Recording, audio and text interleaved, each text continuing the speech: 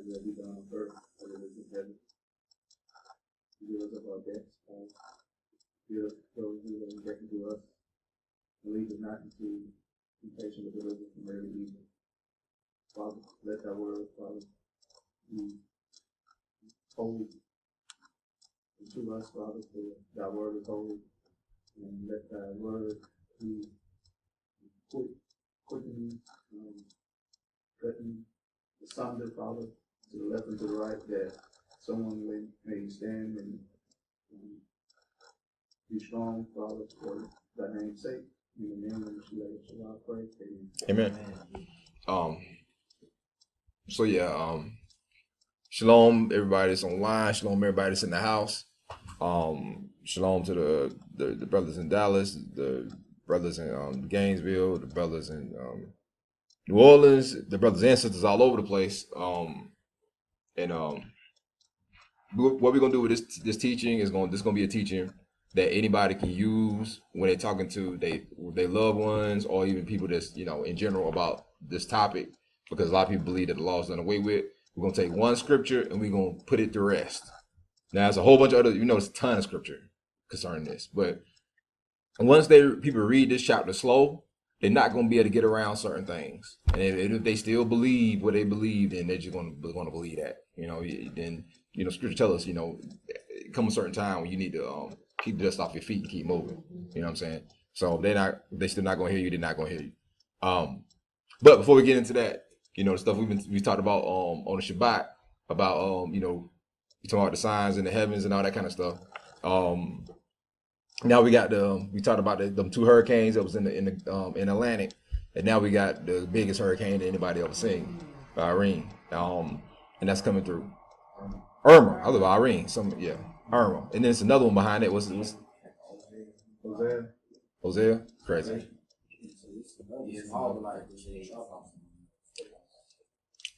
So speaking of that, so my thought was, man, I need to do some more research, look into this stuff, right? So what I found out was this my research.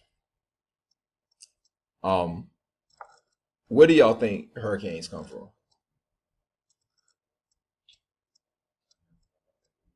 It ain't talking about the process of how it's made, because it's kind of difficult. But what do you think hurricanes? How did the hurricanes get to America? Water. Definitely water. I think that's probably a hard question. I don't know. Do y'all realize that pretty much every single hurricane that we ever had travels the Middle Passage? It comes from West Africa. Every hurricane that we have starts in West Africa and comes through the Middle Passage and hits America. Okay. Even that word, I haven't really dug in it, but since people posted a couple times. But even the word hurricane, I did read that. Yeah, it ties into the spirit. It's supposed to be the spirit of a woman, like an African woman. Now we know what did the scripture call Israel? The woman, right? And so ever since then, I'm trying to do a whole teaching on that sooner or later, but I try to even get dates of when the major hurricanes that's been recorded in America first started happening. But the route that our ancestors was taking to this country as slaves, and all the other people that died, all about the horrors that happened. That's the route. This is the exact route that every hurricane that comes to hit America comes from, right? And especially this last one, it literally came off the coast of West Africa, took the Middle Passage, and come into America to hit it. And then, again, that word hurricane, you break it down, it means like spirit of a woman, of an African woman. And what we seeing again, the scripture calls Israel the woman. And so again, America getting a taste of its own medicine. I just thought that was really interesting. You look up Irma, she can't be seduced. She is what she is. She's strong. Right. Strong-minded. Right. If you look at the word Irma. Yeah. And she's say it a little louder, bro, so we can hear you. It says that she's hot. Right. It even says she's hot in bed. Right. She's a good lover. Right. So it tells you how strong she is. Right. And therefore, she has not her speed has not decreased. It's actually Right. getting heavier. Right. Even closer and closer she gets to land, she's even. It says that she's strong-willed and she's fun. She's sporty, like fun to be around. Right. Yeah, just give her all kind of characteristics as uppity, you know. Right. Right. As high-minded. Right. Strong-minded. No one can seduce her once she's on. Whatever she wants to do, she does her best at it. She's Right. talented. Right. So that just goes on to what you were saying, how it builds up in Africa and how it's going straight forward. Nobody can't really. She knows what she's going to do, but nobody knows.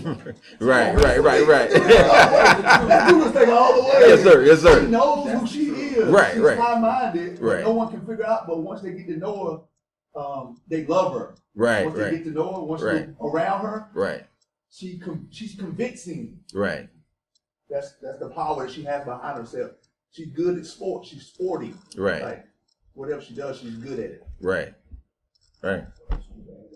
Going back to what both of you said, first, how it's coming from the Atlantic slave trade route, Right. and how it's ending up or will appear to end up on the southern east coast of this country. And then what you just said, the last thing you said was no one knows what she's doing. If you look on the news, it's like she's going one way. You look on the internet or these little, underground storm chasers, it said they're going a completely different way. Right. So you're right. I mean, that's crazy how this is. And tomorrow she may be different. Right.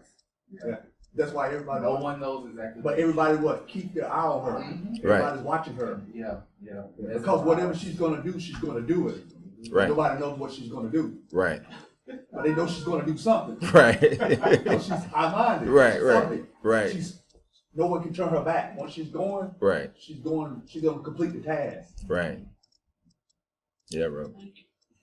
At the end, she's gonna be convincing to everyone. Right.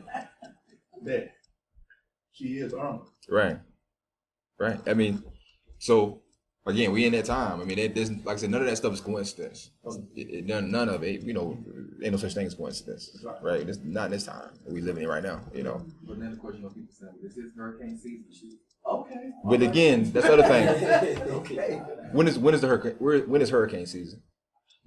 I just don't feel in the fall. Like you said, how long? What months is hurricane season? Every top of my head. September, like August, September, October, around that time. I just like October is like the. What else? Khalil, what else happened during the time of September? Do the feast days? They come in like this. Right? The feast is coming in the days. It's a blowing of the trumpet. It's blowing of the trumpet, right? Time to gather. Right. In the days of all, too, right? The days of all, right? The days of all. Right. 40 days. You got 40 days. So is it safe to say that the last three feast days represent different aspects of his judgment? Or yes, they do. They do. That's remember. So that's the time when we have hurricane season. Think about it now, because the first half, those feast days was really representative of redemption, not necessarily judgment. But then you got a Day of Atonement, you got trumpets, you got tabernacles. You got all that stuff at the end of the year during the time of the hurricanes start kicking up. From the west coast of Africa to come crush these cities in the United States that had Yah's people in slavery. I mean, think about it now. Like they hitting these places, they hit New Orleans, right? You know, if y'all seen, that's a place where Florida. Think about this. In New Orleans, those are the places where they used to feed the babies to alligators.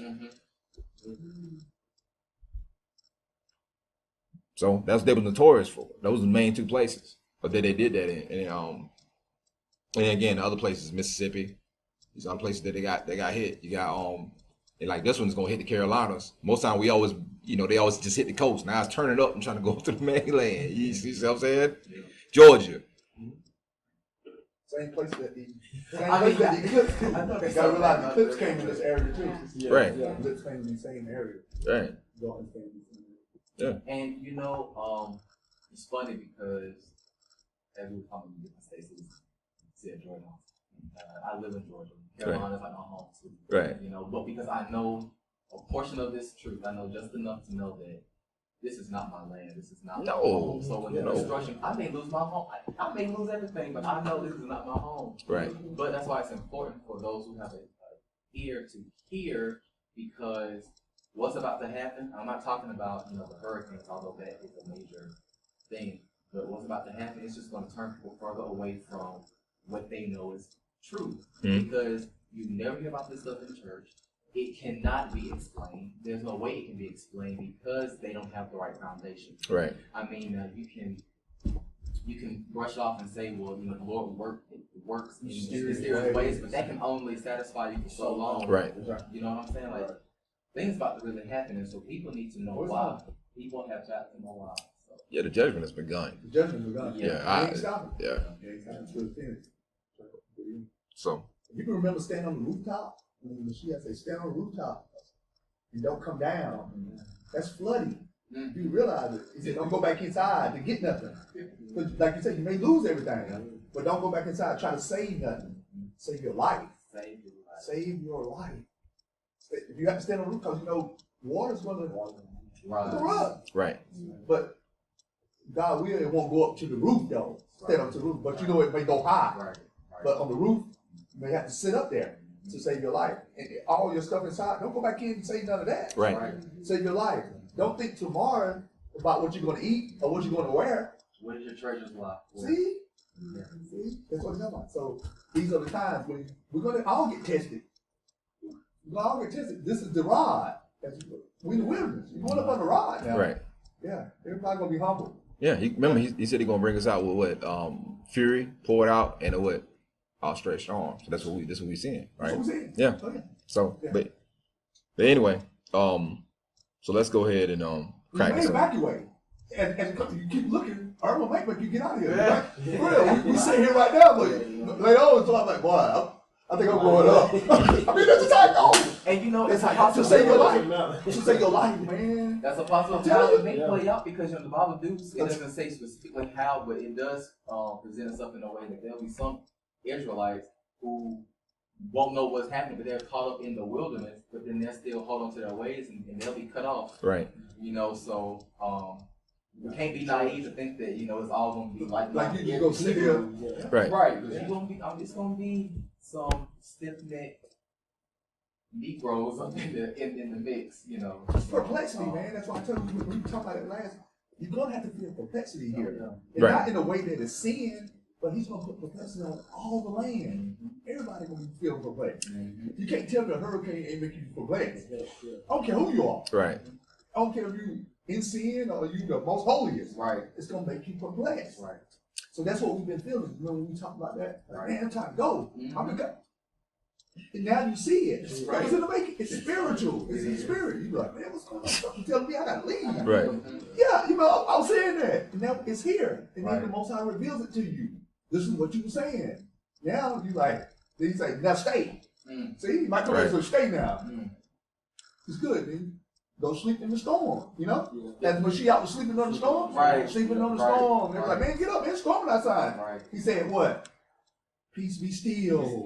Peace be still. Right. He rebuked the winds. Right. Come on, man. It's real. We got to get your faith big up to rebuke the winds. I'm telling you, man. Yeah. As what? Irma. Right. As Irma. Who? Nobody don't know her ways. Nobody don't know her ways. It even said that. Even Shlomo said that. One thing he found out, he realized he don't know the ways of a woman. Right. Come on, let's go deep with this thing, man. Nothing against a woman, but no one knows her ways. Right. He said out of 1,000 men or something, he said he found one, but out of women he found none. Right. Meaning he didn't understand none of them. Right. She said, I will hug you. I'm complex. But y'all know what y'all want to do, though. Yeah. Right. Y'all know what y'all want to do. She gave you that word? Okay.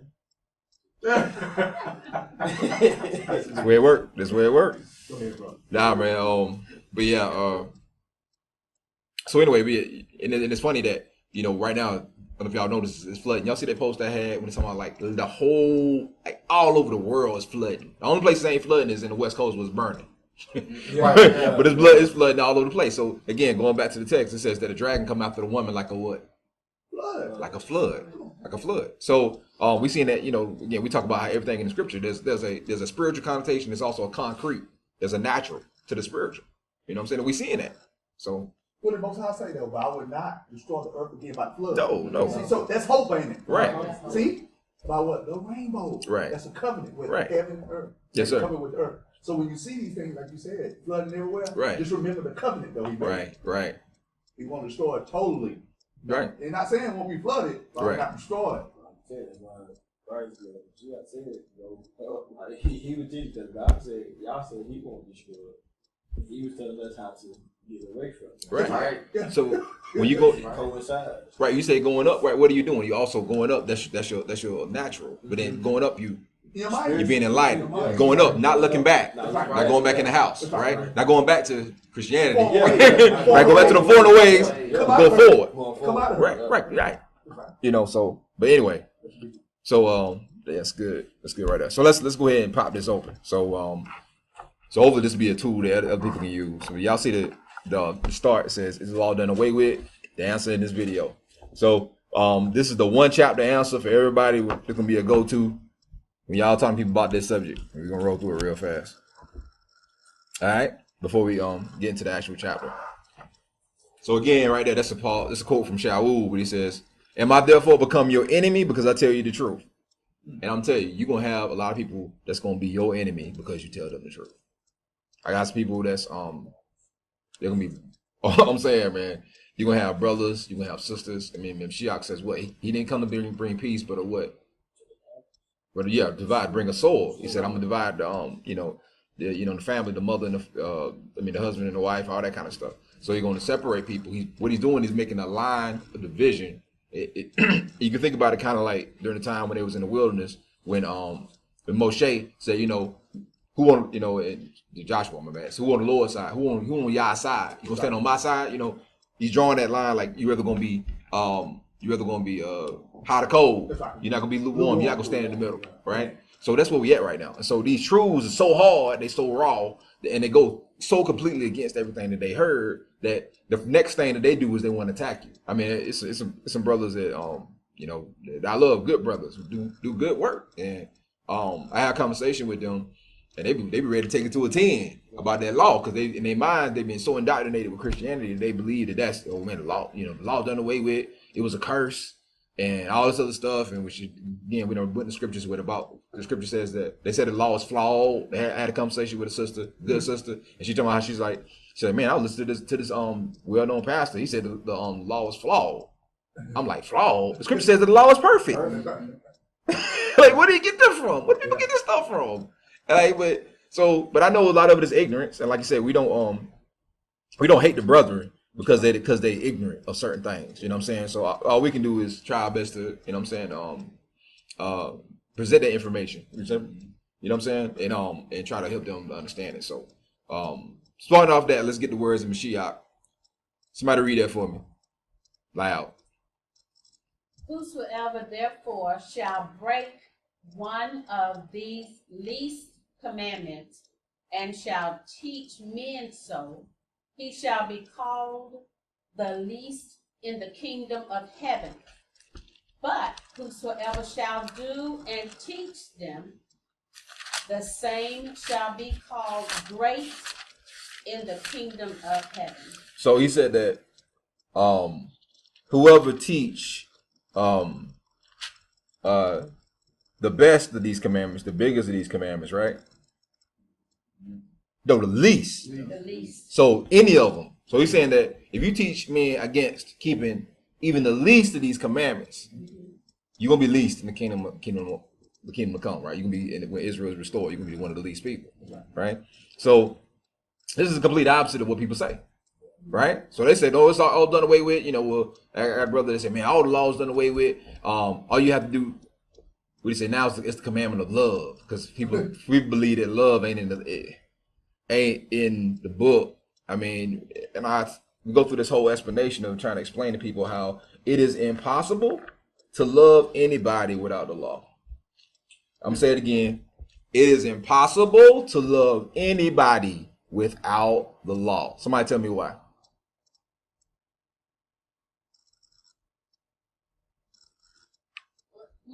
The law deals with your neighbor. It deals with your neighbor and y'all.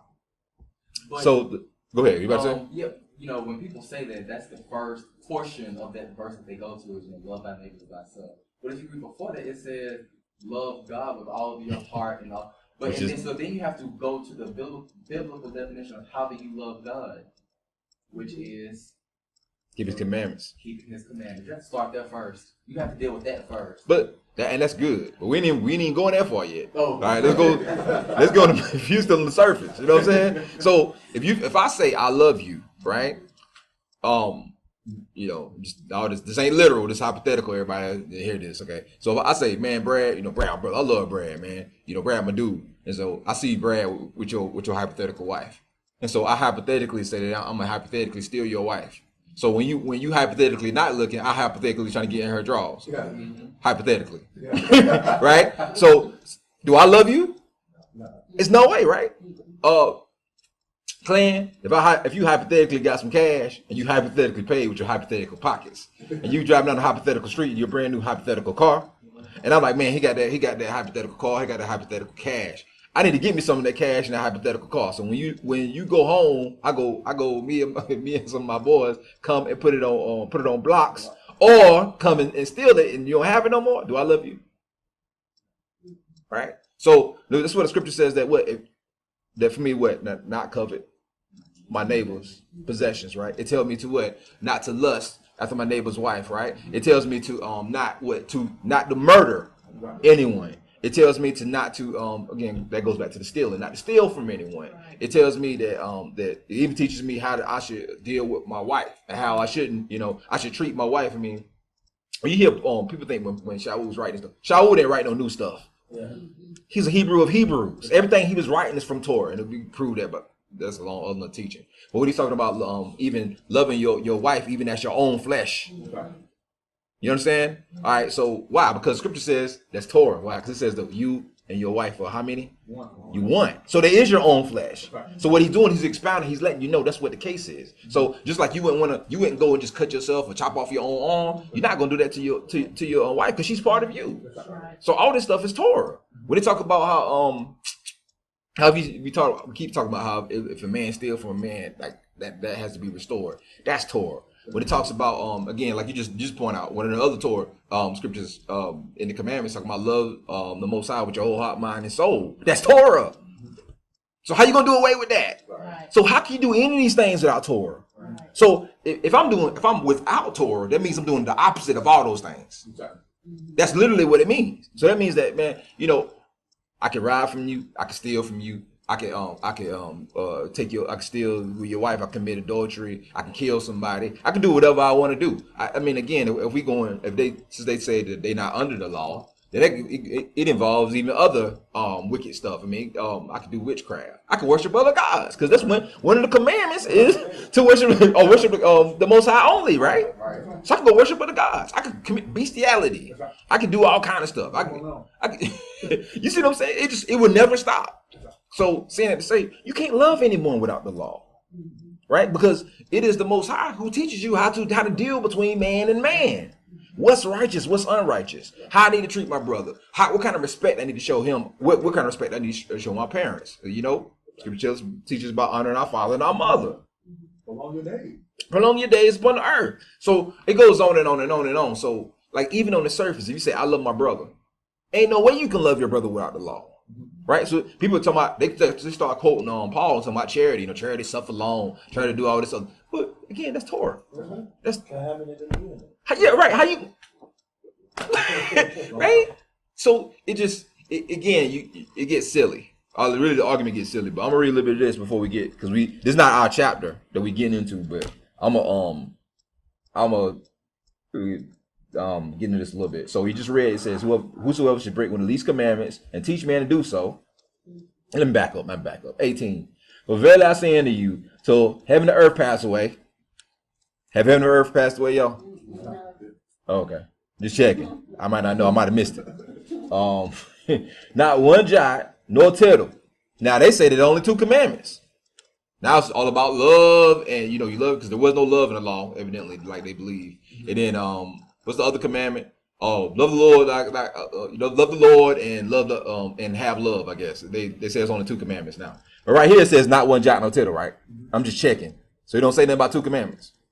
Okay, it says, if ever should pass away, 1 jot no tittle shall no wise pass from the law till all be fulfilled.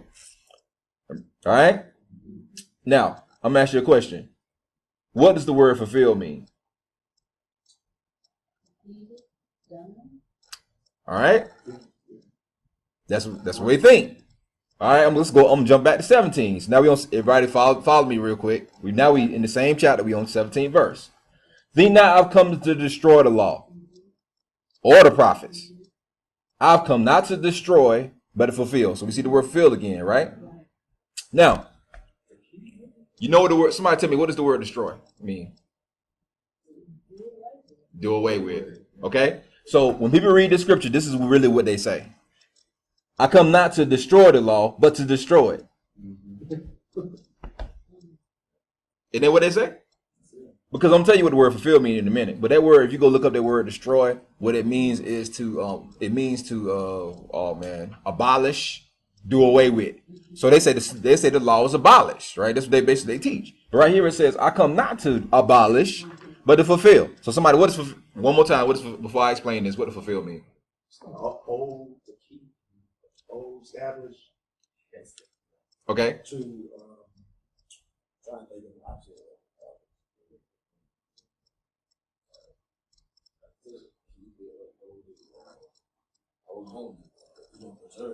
Right.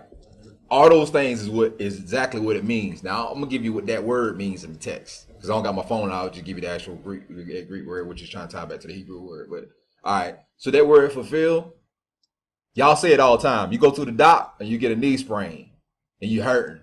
So they're like, when they tell you you need to go get something, what did they tell you to get? To get what? Get it what? Filled. Okay. So that word in the text, it means to fill up. That's what it means. All right. So when it says, going back to that, give you the whole example. When you get sick and you get hurt, we know we ain't talking about. I'm not advocating for that. A lot of this stuff is legalized drugs in America. But anyway, but I'm just giving you the idea. So you go get a prescription. What is a prescription for?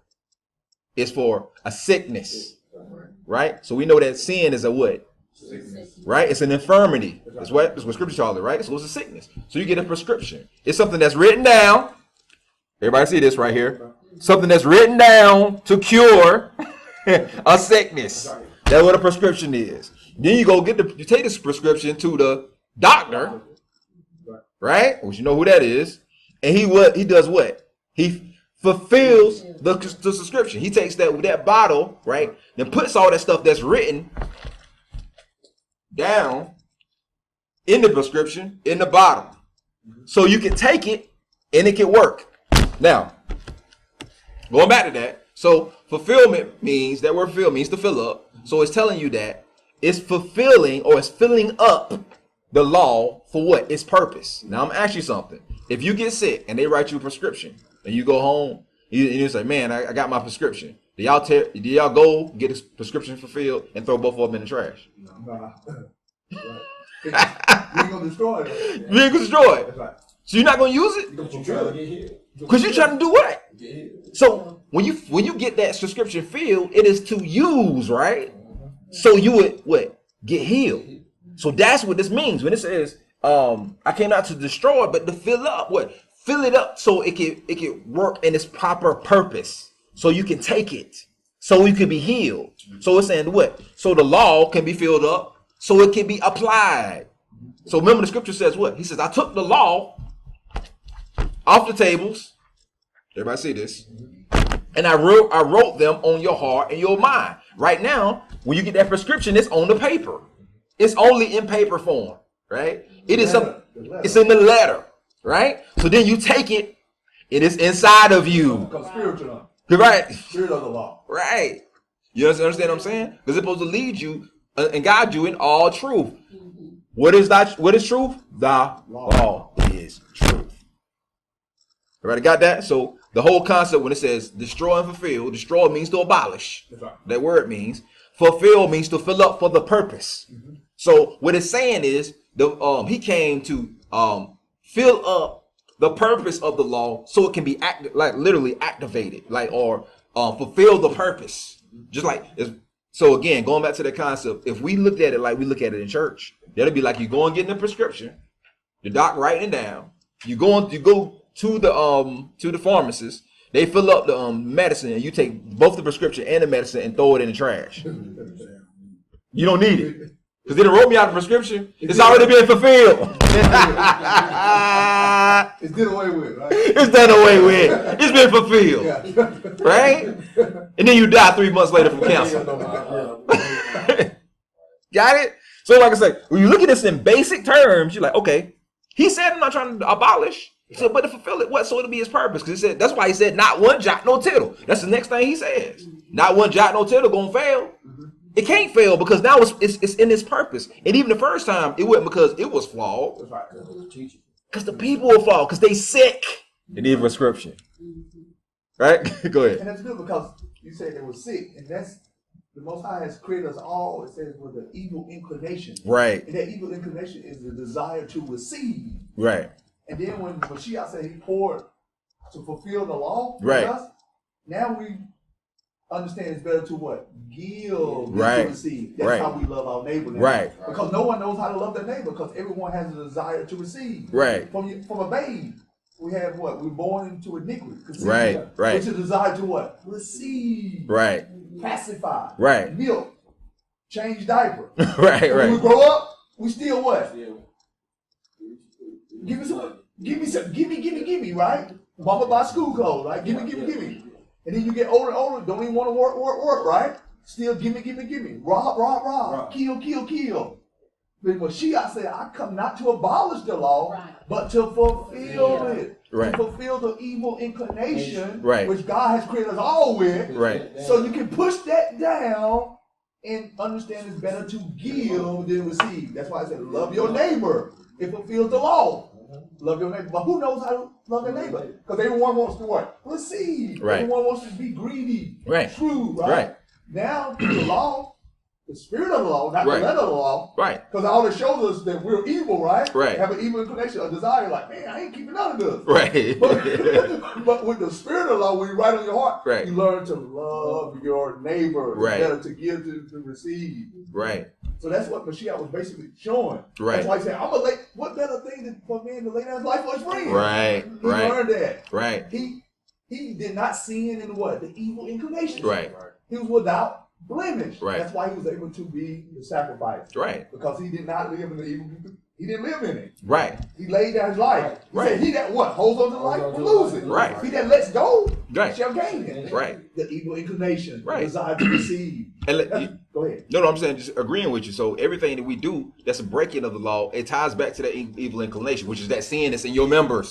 That's that we'll talk about. Why? Because you won't. When you don't have, you're going to fight. You're going to hate. You're going to covet. You're going to kill. Right? You're going to steal. You can do all those things because you feel like you entitled to this thing. I should have it. Right? So, but going back to that too, we're talking about being fulfilled. So that's the reason why Dawid says what? It said, my cup runneth over. Right? So when your cup runneth over, going back to dealing between man and man, and speaking those things that are righteous and wholesome, right? Because again, go back to the word Torah. The word Torah from Morah means to shoot forth. There's a reason why, like the words you're speaking, you're teaching, you're shooting forth to try to hit the target. Like imagine the target is whoever the disciple is, whoever that's in the study. So you use your mouth to shoot forth these words that might hit their mind and their heart, that they might receive those words. So this is why Shaul says what? It says that Satan has what? Fiery darts, right? He's shooting them out. So that through the media, through everything that you see, to try to what? Corrupt your mind, right? So we shooting forth those words, but you have to be filled up, right? So it'll come forward, right? But anyway. One word you said that I really like is activate. Right. That really helped me understand what this deal is. It came to activate. Right. The law. Yes, ma'am. And it is, like I said, it's alive and kicking. And that it always has been. And like remember, the scripture says, finding fault with them. right? It was the people. It was us who had the evil inclination that kept going away from the law, statutes, and commandments. It wasn't that the law, statutes, and commandments weren't righteous, because we see all over the scripture. Paul, Shaul himself said it was delivered. It was by the dispensation of angels. That's what the law was. That's how perfect and righteous it is, right? So, going back to if you study the Torah, we always our answers in the past, even though they didn't keep it all the time, they looked at it like it was this. It was a gift. Like the law is what made them above all nations, and it was. It's part of the covenant that set them apart from everybody, right? So, but when you don't have that, then you become like everybody else, right? And if you become like everybody else, you can receive the judgment of everybody else. So, and that's what we're about to get into. All right, so let's so we hammered that, but again, for everybody that's online, don't get that. Abolish means to destroy. That's what it means to abolish, do away with, eradicate. The word fulfill means to fill up for the purpose. That's what it means. It don't mean do away with. They don't both mean abolish. So anyway, it's like, you know, I didn't come to abolish the law, but to abolish the law. Everybody's like, what? Not one jot nor tittle. Hold up, I thought you said it wasn't going to be abolished. Not one jot nor tittle. I'll be confused. You know. Anyway, let's go to Acts 21st chapter. Whoever read, because some of the people online somehow have a hard time because we don't got a mic set up hearing y'all. So if y'all read, can you please read loud? 21. Acts 21 first verse. Now we're gonna get into when we tackle this chapter right here. You're gonna see stuff that's in this chapter you didn't even think that was in this chapter. It's gonna prove again. These are years after Christ of the Mashiach's death, burial, and resurrection. After Shavuot, when he appeared to them for 49 days. After the first events that they had in Judea. After Shaul's conversion. After his first missionary journey. So we're talking about way down the line. So if things have changed, if everything has changed and there ain't no more law, there ain't none of that stuff, this will be the time when it will be in place, right? They wouldn't be doing none of those things pertaining to the law if it was done away with then, okay? All right. So let's go. Let's start at the first verse. And I'm just gonna stop you. I was gonna read through this whole chapter first and then go back and precept it. But we're gonna go as we go. So go as we go, whatever that means. So yeah, start at the first verse for me and then read, and we'll get into it. And it came to pass that after we were gotten from them and had lunched, we came with a straight course unto Cus, and the day following unto Rhodes, and from thence unto Patara. And finding a ship sailing over into Phoenicia, we went abroad and set forth. Now when we had discovered Cyprus, we left it on the left hand and sailed into Syria and landed at Tyre. For there the ship was to unlade her burden. And finding disciples, we tarried there 7 days, who said to Shaul through the Ruach that we should not go up to Jerusalem. All right, stop right there. So the first thing we need to see is where Paul went. So first he goes to Cus, then he goes to Rhodes, then he goes to Patara, then he goes to Phoenicia, then he goes to Cyprus, then he's in Syria, then he's in Tyre. So he's in all these different places, right? All right, so question. Why was he going to all these different places? To spread the gospel of the what? Kingdom. Every time we say gospel, make sure we say gospel of the kingdom, because that's the gospel that we've heard in Christianity, and that's the gospel of the kingdom that the Hebrews taught, right? So anyway, so these are the places that he went to. All right, you got a place called Cus, which is in the Mediterranean. The word Cus means a public prison, right? So why do you think they call it a public prison? Anybody? I guess that Anybody can go there. Right, but it's a prison too, right? Prison, So but it's a public. right. So it's a place people can go to visit, right? People that are in prison. Mm-hmm. Okay. Going back to the gospel of the kingdom, it says the Ruach is upon me to preach the gospel to the poor, to those that are what? in prison. All right. So it's called public prison. That's where Shaul was going to do ministry at. Interesting. They were behind it. There was the city was in bondage. Right. So you got that now. some of these names, I can give you some names. Some of them just got the names of the places. You got another place that's in the Mediterranean called Rhodes. You got Patara, which means scattering and cursing. Y'all never heard that before? Scattering and Cursing. Who was scattered and who was cursed? we were scattered. We were cursed. Gotcha. Israel. So that's what Patara, so this is where all the places where Paul is doing missionary work. Okay? Then he goes to Phoenicia, which is Palestine. We know what Palestine is. That's modern day is what people call Israel. Which it used to be Judea. But anyway, then you got Syria, which is north of that. Then they're going to Caesarea, which is also was in Judea. They call Palestine. It was now those places are on the back side of Palestine where some of the Canaanites were, but that is in that same area. Then you got Rome and you got Greece. So these are all the places where Shaul was bouncing about doing missionary work. Now what you're gonna find out is that those are all the places where the Israelites were taken into captivity. Everybody got that? So everywhere that Paul went on his missionary journey was a place where the Israelites were taken in captivity. But what we have always learned was that Paul was sent to the non-Hebrews, right? So if Paul is sent to the non-Hebrews, why is he going to all the places where the Israelites are taken in captivity? Right? We just scratching surface on this teaching so far, but and you see two places. One is called scattering and cursing, and the other place is a public prison, and we know that that's where they were taken. All right, so let's keep going. My bad. 4. He said, find a certain disciples. They tarried there 7 days. Everybody, why did they tarry there 7 days?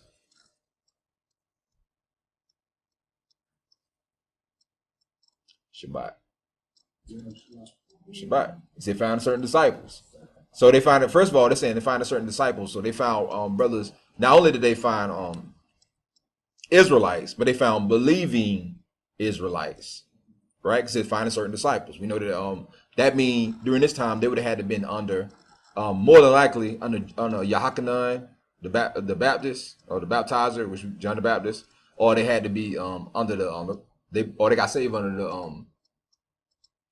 the ministry of the apostles. It had to be one or the other because those are the ones who were making disciples at that time. So that means that and we're gonna get into the different scatterings, but that means they had to have some kind of connection with those people. Okay, and they tarried with them 7 days. That's when they was in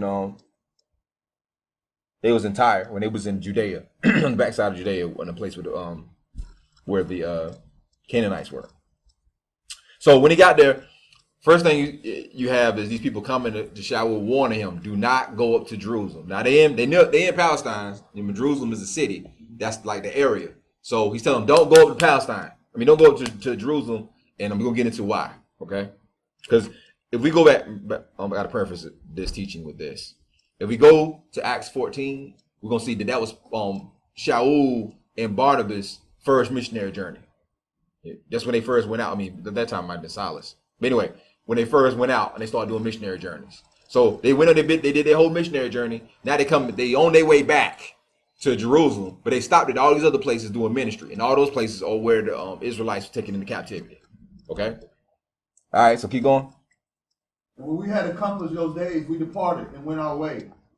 And they all brought us on our way, wives and children, till we were out of the city. And we kneeled down on the shore and prayed. All right, stop right there. Let me show y'all this. All right, so as y'all see right here, that's the Assyrian Empire, that's the Babylonian Empire. And this is where a majority of those places are. That's y'all see Tyre and Sidon, and some of these other places where Shaul was going. Those are the places. Remember, the Assyrians took northern kingdom into captivity. Babylonians took Yehuda into captivity, and that's where they scattered them to. Let me show you another demographic real fast. Y'all see this area to the left? That's Asia Minor. Okay?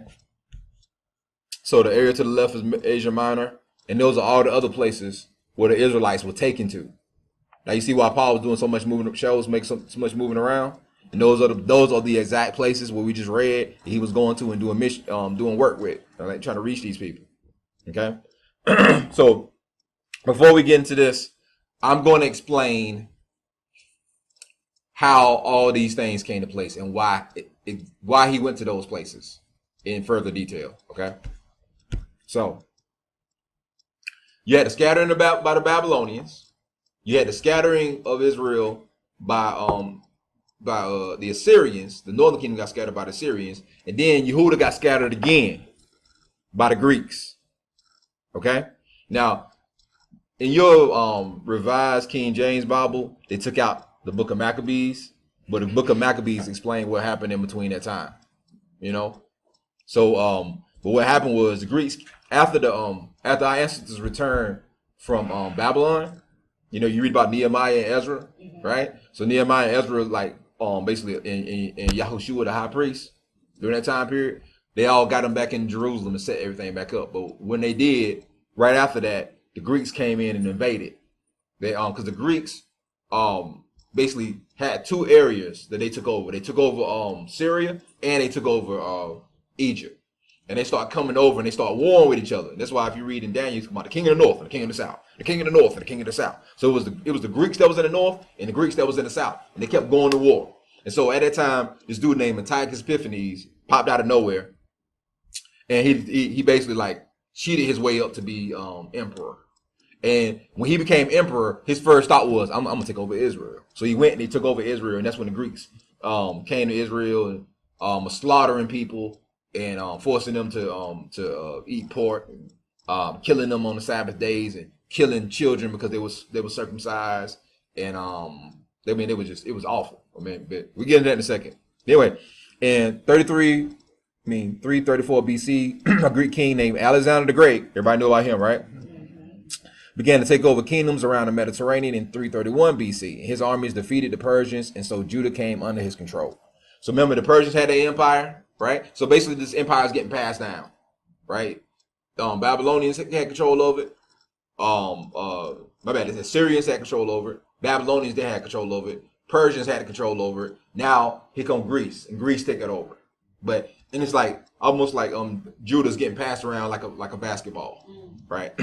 So, but the Greeks, the difference between them, the Greeks, and some of the other nations is the Greeks hated the law. Hated the law. They hated the law. So they try to do everything they can to wipe it out. Okay? So here we go. So this is where you get the term Hellenistic Jew. Okay? Have y'all ever heard that before? So when you read in the text, you hear it, sometimes you see the word Gentile. And people think it means other nations, and it don't. What it means is these Hebrews that started acting like Greeks, started worshiping with the Greek gods, started talking like the Greeks. Okay?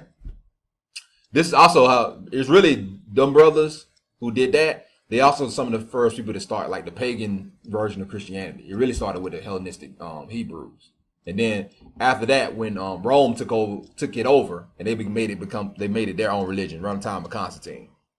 So, but anyway, that's why if you see old pictures of the first councils that they had, it's all brothers. They all brothers sitting around. And seriously, the first councils in the first quote unquote Catholic Church, well, it was brothers all sitting around at the table. And then when the Romans came and took it over, then of course during the time of Constantine, all that kind of stuff. That's when it became why brothers labeled it the white man religion, because they literally took it over and made it their own thing. But anyway, Greek speaking. It says Jews. We know the name is Yahudim, people from the tribe of Judah. People from the tribe of Judah that spoke Greek and lived in the diaspora. That means that they were scattered from Israel. So when Greeks came over, took over, some of the tribe of Judah fled, some of them stayed. Okay, tending to be less strict, combined what we just talked about, combined elements of Jewish religious tradition with Greek culture. So what it means is they took the pagan version of what people call Judaism, which is what the Ashkenazis practice. So they had that, and they combined it with Greek culture, and then later on, them cats became like the first quote unquote Catholics or Christians or whatever you want to call that. So anyway, everybody got me? I know I'm throwing a lot out there. So here we go. So this is Acts 6 and 1 through 2. In those days, as the number of disciples was multiplying, there arose a complaint by the Hellenistic Jews against the Hebraic Jews. So now you got two different groups. Now, if you go look in your Bible, it's going to say the Grecians. That's what it's going to say. That's why you got when you got a King James, you gotta watch them words and understand what it's really saying. But the word Grecian also can, you see in your text sometimes it says Greek, sometimes it'll say Gentile. But what that means is Hellenistic Jews. Yahudim, people from the tribe of Judah that converted to be like Greeks. So they like everything that they did, their lifestyle, way they spoke, was based on the Greek culture. Right? And we're gonna talk about that time. That their widows were being overlooked in the daily distribution. Now in the text in the King James it says ministration. Then the 12 summoned the whole company of disciples, and it said, it would not be right for us to give up preaching about Yah to wait on tables. So what does that mean? So if you read, this is Acts the 6th chapter. Now remember, it wasn't until like Acts 9 or 10 when Cornelius come into play. Cornelius is called the first Gentile. Now right here it's telling you that now if you read in your book it says Grecian, you thinking those are Gentiles. Right. But it says that Cornelius is the first Gentile. So it's telling, if you go and look at those words, you will see that it was talking about the Hebrews that began to pick up the Greek traditions. These people, they called them Gentiles because they acted like Gentiles. Everybody got me? Trying to bring us to the date. Right? So this is the reason why, right now, the black people, they call you Gentile because you acting like Gentiles.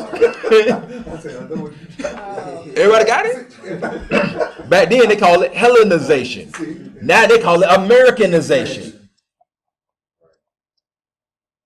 Everybody got, I'm saying it again. Back then they called it Hellenization because now they call it Americanization.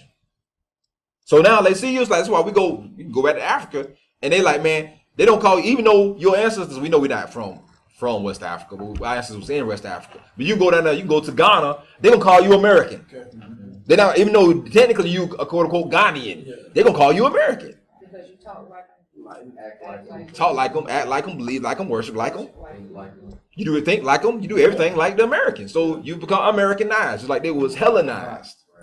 So what was happening was those brothers had been in that Greek culture. They left from the Greek culture, came back to the Hebrew culture, but it was still a transition. So Like how we are now. Like we are just the exact same thing that's going on right now. And so there was beef between those two factions. Because you had that's why it says Hebraic Jews. The Brews that was keeping the law, they really didn't have a whole lot of time for them Hellenistic Hebrews. They're like, man, they call them uncircumcised, because a lot of them was uncircumcised. So we're gonna get into that. They would call them Gentiles. They're like, man, they didn't have no time for them. So there was a better term. There was division that was there between them two factions. So anyway, but y'all getting this? Now I'm gonna show you something real fast. We're going back to Acts 21. We stand in Acts 21 tonight. All right, it's a brother online. He got a video and he talking about the first book of Maccabees, and I screenshotted his book because this is a 180-year-old Bible. Now, and it's the original King James. See, it has the book of Maccabees in it. You notice how yours don't? Right.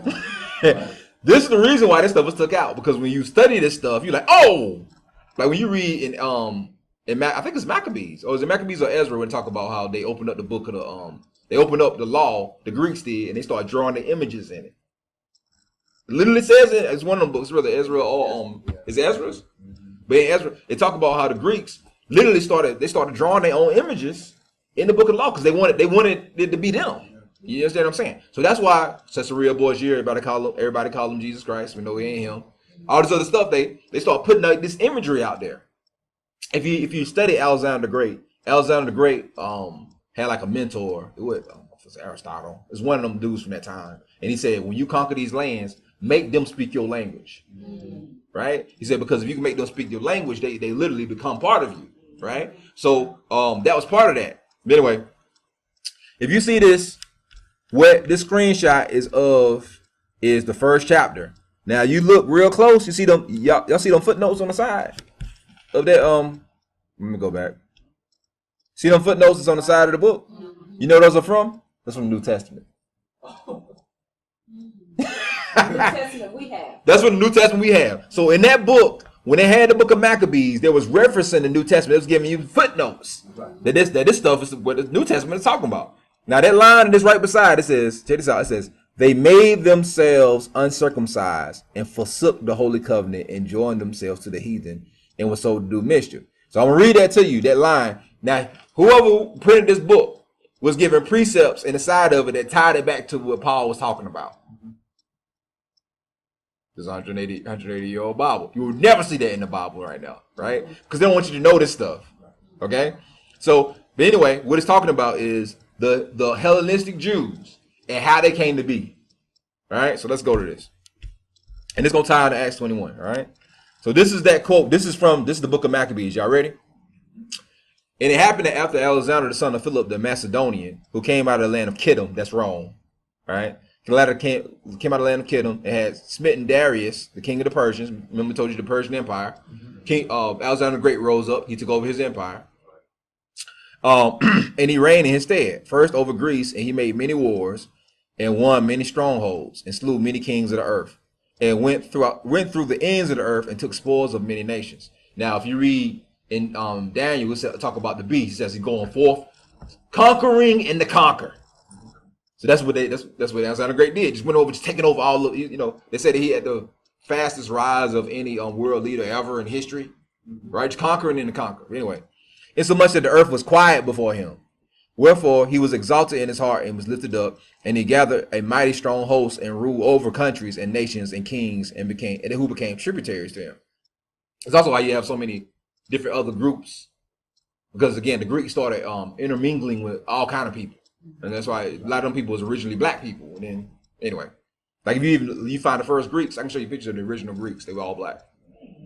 Okay. Anyway, after these things, he fell sick, and he perceived that he should die. All this stuff is in Daniel. Daniel prophesied all this stuff, by the way. Wherefore he called upon the servants which were honorable, and they had been brought up with him from his youth, and he parted his kingdom among them. And while he was yet alive, so Alexander reigned 12 years and then died, and his servants bare rule, everyone in his place. Now I had to give you the context. I'm gonna read you what you just saw, that screenshot of that book where it was saying. Now here we go. And after his death, they all put crowns upon themselves and their sons, and after many years, and evils were multiplied in the earth. So it's saying that all kind of evils came in the earth because of the Greeks. Yeah, okay. Now here we go. And there came out of them a wicked root. Remember I just told you about Antiochus. Antiochus, surnamed Epiphanes. If you know anything about history, he called himself Epiphanes, which means the great. The people call him Ahimenes, which means a maniac. That's what they called him. All right. Son of Antiochus the king, who had been a hostage of Rome, and he reigned in the 137th year of the kingdom of the Greeks. Check this out now. Now I was going to talk about the Hebrews. Remember they took the Hebrews land over, right? In those days went out of Israel wicked men who persuaded many, saying, let us go up and make a covenant with the heathen. Catch that?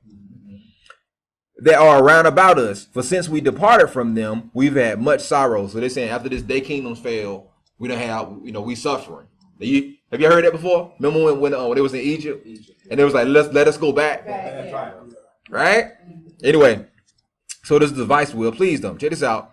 Then certain of the people which was forward herein, they went to the king and gave license to do after the ordinance of the heathen. So they went to the kings of Greece. They're like, we're going to be like y'all. We're going to become part of your nation. Now, we talked about this before. You ever heard the story of the prodigal son? Oh, yeah. What did the prodigal son do? One of his inheritance. He left. And when he left, what did he do? Scripture say he did some things. What did he go do when he left? Spend all his money. Spend all this money gambling, prostitutes, all this other stuff. And you know what it says? He says he joined himself with a citizen of a nation. Matter of fact, somebody pull up prodigal son to read it for me. So then you're gonna start to understand what Mashiach was trying to show everybody when he was talking about the prodigal son. But it literally says that he made himself a citizen. He joined himself with a citizen of another nation, meaning that he became another nation. All right? Because I don't got my phone, I'll pull it up real fast. But so this is what the Hellenistic Jews did. Now remember, when we talk about the word Jew, that's only talking about Yehuda. But the northern tribes in Israel did the exact same thing. Okay? So now you got two groups. that's roaming around out there that are considered to be Gentiles. You got these Hellenistic Jews who says we're gonna be like the heathen. We're gonna go. They literally went to the Greek kings and like, we want to become part of y'all nation. We're gonna do like y'all do, right? And so anyway, I'm gonna keep while y'all finding that. I'm gonna finish reading this. He went to the king and they gave them license to do after the ordinances of the heathen, whereupon they built a place to exercise at Jerusalem according to the customs of the heathen, right? And they made themselves uncircumcised, and they forsook the holy covenant, and they joined themselves to the heathen and was sold to do mischief. So this is the reason why when they came up in the congregation, when we read it, said that that they families were neglected when they came into the congregation, right? This is the reason why you got Jacob or James who didn't even want to sit down and eat with them. So Shaul had to say him like, man, look, man, you can't do this. You can't be like you talking about being like the Gentiles, being sinners. Now you being like the Gentiles. So you can't do that, man. So, but saying all that to say, this is why it was such a big beef with them jokers. And this is why Paul talking about, it said circumcision profit nothing. Y'all got me? Because what scripture says, it says they made themselves uncircumcised. They was literally what you call it? When people cut themselves. In other words, they're cutting on themselves and trying to make themselves, trying to do away with their circumcision. That's how far they were trying to get away from that. You get me? So they start calling them the uncircumcised. Right? You got go ahead. Give me 15. Okay.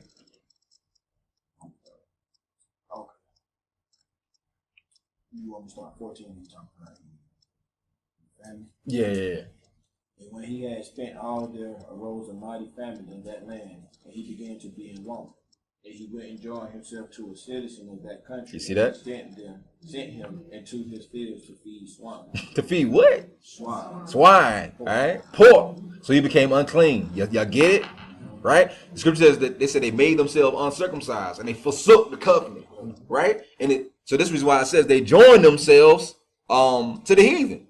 So that's what the prodigal son did. Right? So, but it wasn't just the Hellenistic Yehuda, it also was the northern kingdom. So the northern kingdom is the younger brother. So remember the prodigal son is the younger brother, right? He goes out, he joins himself to another nation. They all did that, and we ain't got time to dissect this. But if you study the Apocrypha, you'll find out there's all kind of nations back then that went by different names that were actually Hebrews. The Spartans were Hebrews. The Sparta were Hebrews, bro. And they went white. I gotta show you the images of them. they were bruised. Now, come on now. All them stories about how bad the Spartans was. You think what do you think? Yeah. Who the greatest fighters in the world? Yeah. It's not hard to figure out, man. Why do you think who the greatest athletes? Who do people spend money to go see? Yeah. Right? But yeah, if you go look in the Apocrypha, when I don't know, that might be in Maccabees too. It's in Maccabees. Yeah, it's in Maccabees. So they was reaching out when they was fearing that Rome was gonna take them over in that whole transition between them and Greece. They reached out to some people, and one of the people they reached out to was Sparta. And when Sparta broke them back, they was like, "Hey, we're brothers. We family. That's what like in other words, that's where we come from, right?" So, but saying that to say, but again, so that's what was going on. They was leaving those areas. Remember, they were scattered to all those areas. They was took to Greece. They was took to Rome. They was took to Asia Minor. They was took to all these different places, and they would just remain in them areas. And they start calling themselves whatever they was at their area. So they start calling themselves all kind of different names, including the Spartans and all this other stuff. So saying that to say, but they joined themselves to the other nations, right? So that's what we're seeing. So I'm gonna give y'all this right quick. Then we're gonna get back into in a minute. Get back into this. So this is what Paul is talking about. 1 Corinthians chapter 7, verse 18 through 19. Is any man called being circumcised? Let him not become uncircumcised. Y'all see that? We just read that in Maccabees. Remember they said they joined themselves to the heathen and they made themselves uncircumcised? Right? So if any man called to be circumcised, let him not become uncircumcised. If any man is in uncircumcision, let him not be circumcised. Circumcision is nothing and uncircumcision is nothing but keeping the commandments of Yah. So you know that You know, circumcision is one of those commandments. But when you go back and look at the story, you got to understand this is what was happening. Okay, so these people who had just came back into the covenant, a lot of them was uncircumcised. We just read that they stopped circumcising themselves and they forsook the covenant. So, but these grown men, right? So they coming in, they're like, man, y'all got to be. We had people that was coming down from Jerusalem. You got to be circumcised, and you 35, 40 years old. Like, and then so they had this whole meeting. Kepha, Jacob, Peter and James, Shaul, they all met together, all the elders of the church, and said, man, what we gonna do? Like, because these brothers, like, they stressing about this thing, you know, about the circumcision. And they said this is why they said we shouldn't put that burden upon them that wasn't upon us. Why? Because they were circumcised on the 8th day as a baby. They didn't never, none of them cats had to be circumcised at 35 years old. Right? So he told them, said, look, so if you ain't circumcised, don't go get circumcised. But keep the commandment. So, because the commandment is for you to get circumcised on the 8th day. Right? Like you are. Yes. Everybody got me? Yes. So this is what he's saying. But keeping the commandments of God. Right? So if he said, man, if you circumcised, don't become uncircumcised, because that's good. You do what you're supposed to be doing. If you uncircumcised, you come into the faith, don't go get circumcised. Like, but keep the commandments. You understand what I'm saying? Right, because there was an issue in the assembly. And we about to go and finish this and go right back to this. All right, I'm gonna give you more precepts on that because we precept in this Acts 21st chapter, so y'all fully understand it. Right. All right. Galatians 2 verse 7 through 9 and verse 14. But contrariwise, when they saw that the gospel of the what?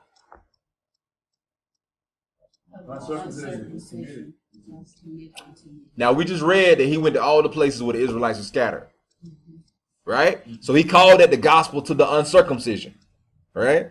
Was committed to me. Remember, going back to Maccabees, the ones that were uncircumcised with two different groups. It was the northern kingdom tribes who had been scattered and then forgot about everything. And then you had Yehuda. It was like, man, we're gonna be Greeks.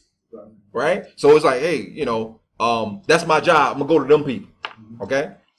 Let's get into me. And the gospel of the circumcision was to Kepha. But for that he walked effectually in Kepha to the apostleship of the circumcision. The same was mighty me towards the Gentiles. Okay? So there's a reason why it says uncircumcision and he says Gentiles, because the Gentiles don't get circumcised in the first place. Everybody got me? Yeah. All right? So it says, and when Jacob, Kepha, and Yehochanan, who seem to be pillars, perceived that the grace was given unto me. Again, it's funny because that's like one of the few places where you actually see the word Kepha. All the other places saying Peter. Anyway, Kepha and Yehochanan, who seemed to be pillars, and they were the pillars. They were the leaders. They were the elders in the assembly. Perceived that the grace was given unto me. They gave unto me Barnabas the right hand of fellowship. This is when he went out and started. He's talking about when they first did their missionary journeys, right? That we should go unto the heathen, and they unto the circumcision. So there go that whole dynamic again. When I saw that they walked not uprightly according to the truth of the gospel, I said to Kepha, before them all, if thou being a Yehuda, live after the manner of the Gentiles or the Goyim, and not as the Yehuda, why compellest thou the Gentiles to live as the Yehuda? So basically what he's saying is, if you telling them that they don't need to walk after their own flesh and break the law, then why are you breaking the law? Because you're supposed to receive these brothers. Because what? They're coming into the faith, right? That was the issue, and it was always the issue. We seen that back in verse 6. All right, we're gonna get through this. We'll get back to this in a second. All right. So the scattering of Judah and Israel post Messiah. So we had the Babylonian scattering, we had the Assyrian scattering, we had the Persian scattering, we had the Greek scattering. And so after all that stuff, you had Mashiach. And Mashiach is going around teaching. He's, death, burial, and resurrection. Then there's another scattering. Okay? Acts the first chapter. Here we go. Yeah. Acts 8 chapter verse. And Shaul consented to his death, and that there was a great persecution against the assembly, which was at Jerusalem or Jerusalem. And they were all what? Scattered abroad through the regions of Judea and Samaria, except the apostles. So you got this is scattering. Now, Acts 11, Shaul not Shaul, but Luke gonna go into more detail. Now they, which were scattered abroad upon the persecution that arose about Stephen. So after Stephen got stoned, they all got scared and they scattered, right?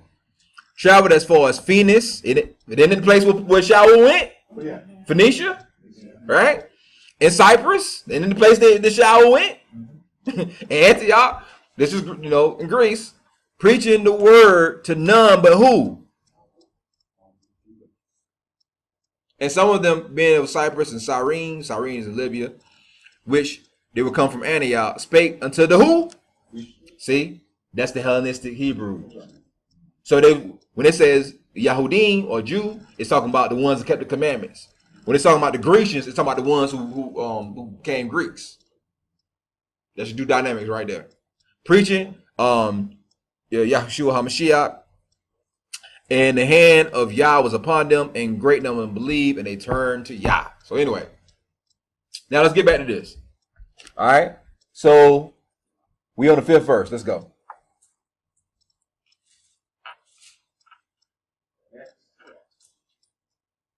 Acts 21:5.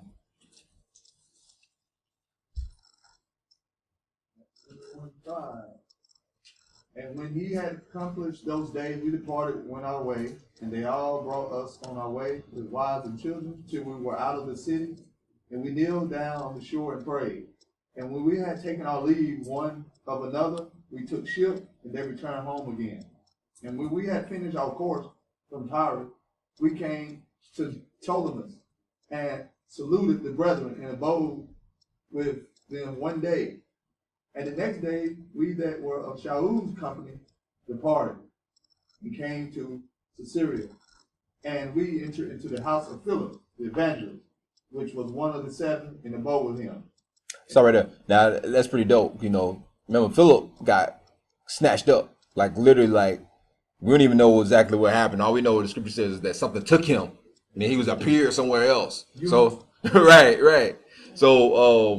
So anyway, so now they all meeting. So he meeting with everybody, meeting with Philip, meeting with Kepha, meeting with James. These are the top dogs, man, that we know about in the scripture. As you were top dog, you know what I'm saying?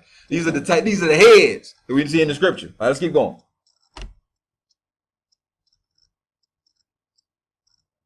And the same man had 4 daughters, virgins, which did prophesy.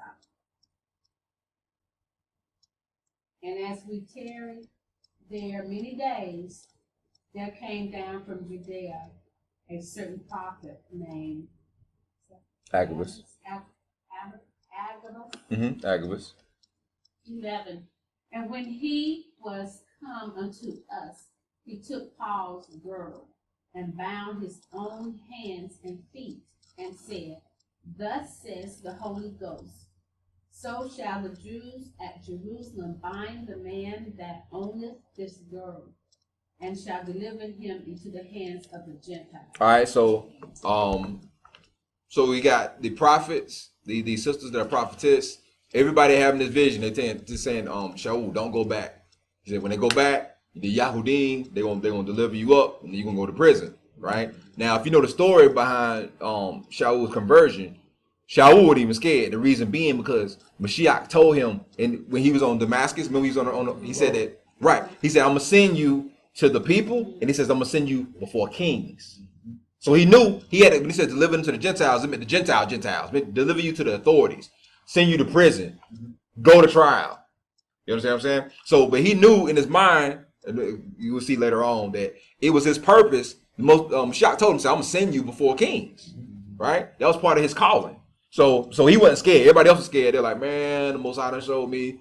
They're gonna lock you up. They're gonna arrest you. And remember now, because he just went on his missionary journey, right?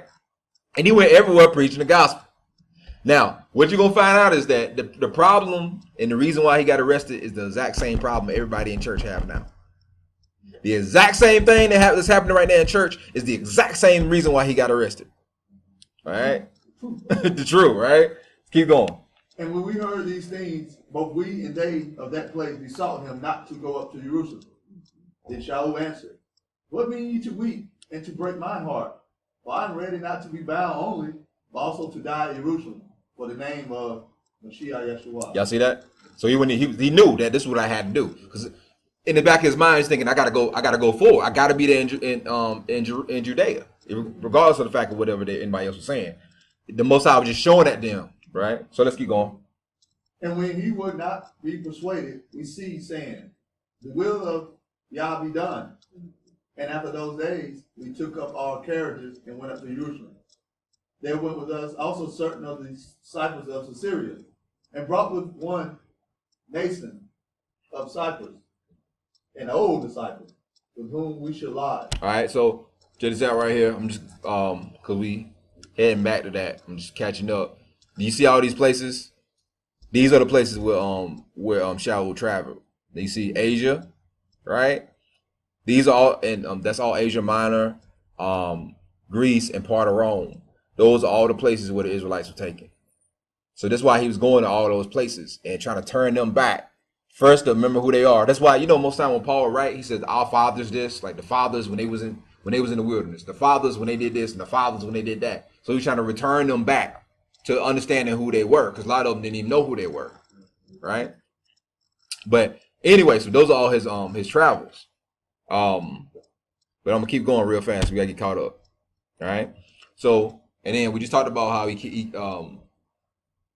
how they kept the law. So he went when he first met up with the elders on his way down to Jerusalem. He kept the Shabbat. All right. So keep going. I just want to make sure I was caught up on these slides because we're doing it in real time. I think he's at 17. Go ahead. No. And when we were come to Jerusalem, the brethren received us gladly.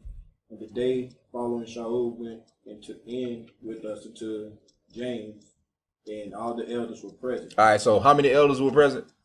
Oh, so that means Kepha, right? That means Jacob, which were the two main leaders. Of course, himself, he had just stayed with Philip, right? These are all the names. All right, so I mean, while we know Yahachanan could have been there, right? So anyway, let's keep going. It says all the elders. Then again, let me stop too. When you seeing this, when it says all the elders, these are not all the elders of the Sanhedrin. These are all the elders of the apostles, all the elders in the assembly. Okay, all right, let's keep going. And when he had saluted them, he declared particularly what things Elohim had brought among the Gentiles by his ministry. And when they heard it, they glorified Yah and said unto him, "Thou seest, brother, how many thousands of Jews there are which believe, and they are all zealous of the law." All right, read 20, read it loud and read it slow. And when they heard it, they glorified Yah and said unto him, "Thou seest, brother, how many thousands of Jews there are which believe, and they are all zealous of the law." Okay. So, I'm going to read this for y'all online so everybody get this. Make sure you show your friends and your family. If you got posted on Facebook, post it on Facebook. Acts 21, verse 20 through 21. And when they heard it, they glorified Yah and said unto him, "Thou seest, brother, how many thousand of Yahudim there are which believe and are" what? Zealous of the law. We talking about years after Christ's death, burial, and resurrection. We talking about after Shaul's conversion. We talking about after Shaul's first missionary journey, coming back in Kepha, probably Yahachanan, didn't name him, Jacob, which is James. They all together and they tell Shaul, "Look, all these brothers who are Yahudim and they keep the law." They was celebrating it. Yet the church said that the law was done away with. So what were they talking about? So nobody step up and say, "Oh, we don't keep the law no more." Nobody step in and be like, "Hey, Peter, James, we don't keep the law no more. What are you talking about? What? New Testament. This New Testament." New Testament, in the book of Acts, after death, burial, resurrection, after first missionary journeys, after Shaul's conversion, after Stephen Stone, and they saying they keep it. They zealous of. How's that possible? They can't be in there. They ain't written in there, brother. They ain't in there. Somebody must snuck it in there. They must have added that to the book. Oh, okay. And they informed thee that thou teachest all the Yahudim, which is among the Gentiles. So hold on. So he wasn't teaching the Gentiles? He was teaching the Yahudim who are among the Gentiles? But Christianity told me that he was teaching the Gentiles. So why did Peter and James and all the elders say that he was going and teaching the Yahudim who were amongst the Gentiles? Man, somebody must have added that.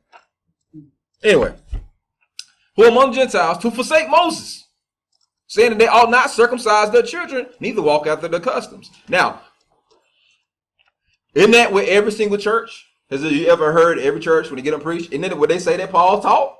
And don't they say that he told us to forsake Moses and not to circumcise the children? I mean, when it says not keep the commandments and all that, and not to walk after the customs. So when they met, the first thing that the elders told him, all the elders, this is all the elders. So like I said, more likely it was all the ones that was alive.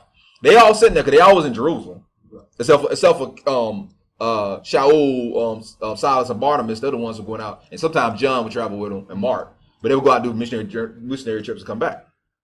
So they all meeting together, and the first thing they tell them is like, man, we got all thousands of Yahudim, they all keep the law and they believe. He said, but everybody out here saying that you go around telling everybody that not to keep the law and forsake the custom. That is the entire realm of Christianity. Go post something about the law online and see how many Christians will go on there and attack you and say, well, Paul said. Well, right here, James and Peter or Shaul and Kepha, like, man, look, they people, they saying that you saying this stuff. Like, so maybe we need to sit down and talk about this. And so everybody know that what they saying about you was a lie. Okay, all right, let's keep going. What is it therefore? Multitudes must needs come together, for they will hear that thou art come. Basically, he's here, right? Right. Do therefore this that we say to thee. We have 4 men which have a vow on them. Them take and purify themselves with them, and be it charged with them, that they may shave their heads, and all may know that those things where they were informed concerning thee are nothing. So Kepha and John sit there and tell them, say, look, man, everybody's saying that you telling everybody not to keep the law. We got 2 brothers over here that got a Nazarite vow. Okay, I need you to go shave their heads and get them ready. And then we got to go ahead and talk to them, let everybody know that what they saying about you is a lie. Y'all see it? Everybody online, shot around the world. People ain't reading their Bible. Kepha and I'm like, man, look, we need to stop. We need to let them know that what they saying about you was a lie. Now, what did Kepha say about Paul's letters? Hard to understand. They hard to understand. But somebody pull up that scripture for if you don't mind. 2 Peter something. I think so. So now this will now you get the context of why Kepha said why he said. Right? And we're gonna I'm waiting till y'all get that.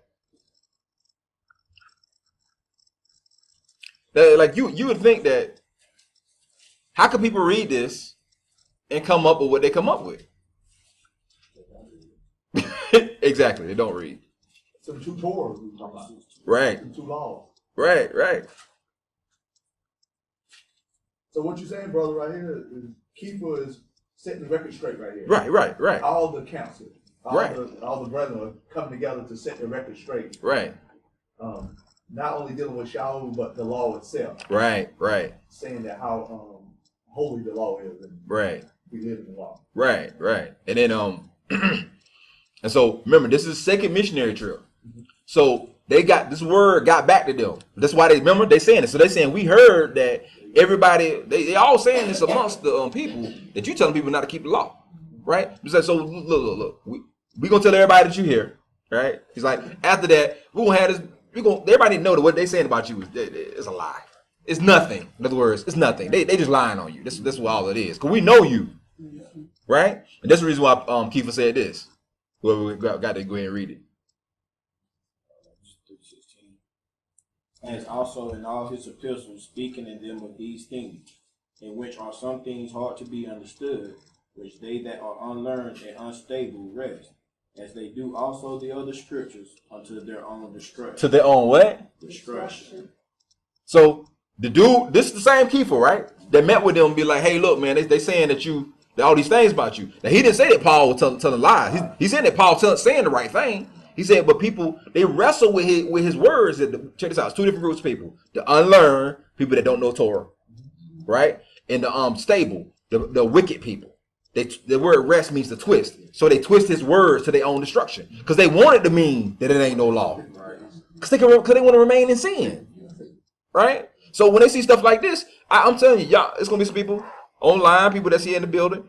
Y'all going to show this to some people, and they're going to look at you, and they're going to keep arguing. They're going to go about whatever they're going to do because they want to live in sin. Well, they say we twisting it now. You know, that's what people told, they say, well, they just, everybody can twist.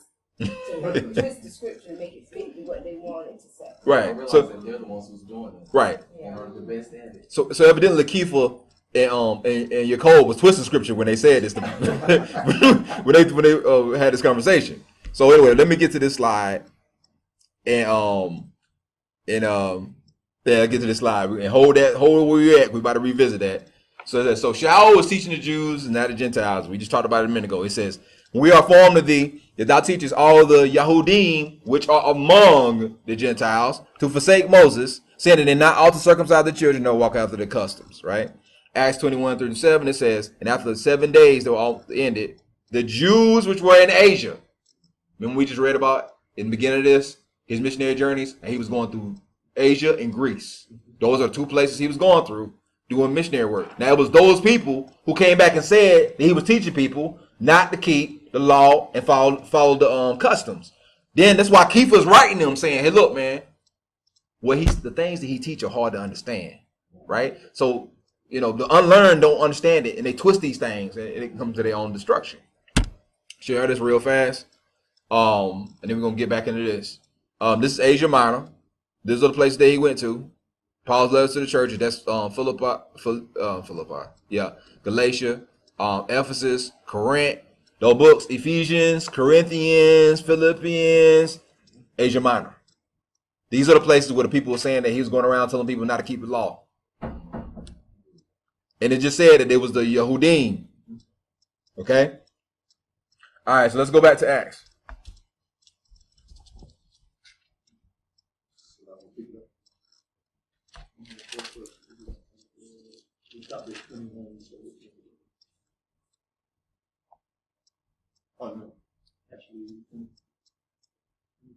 Hold up. Yeah, I got ahead of myself. Hold on a second. All right. Guess we need to do this first. So, man, I put this slide backwards. All right. We're going to go backwards because I actually put that slide backwards. All right. So, read the last two verses that we read just now. That was, read 23 and 24 for me. And go all the way down. Yeah, read 23 and 24 for me. Those two verses. Do therefore this that we say to thee. We have 4 men which have a vow on them. Them take and purify thyself with them, and be at charges with them, that they may shave their heads, and all may know that those things whereof they were informed concerning thee are nothing, but that thou thyself also walkest orderly and keepest the law. But thou thyself does what?